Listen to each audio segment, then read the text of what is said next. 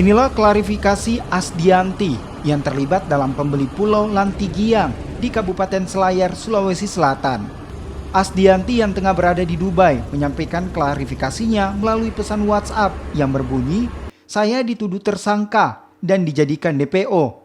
Saya tidak akan diam karena semua yang dituduhkan kepada saya itu tidak benar. Saya di sini korban dan kerugian saya baik material dan waktu sudah banyak."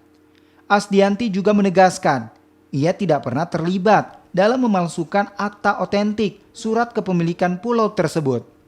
Ia hanya berniat untuk membangun pariwisata Selayar dan meningkatkan perekonomian Kabupaten Selayar.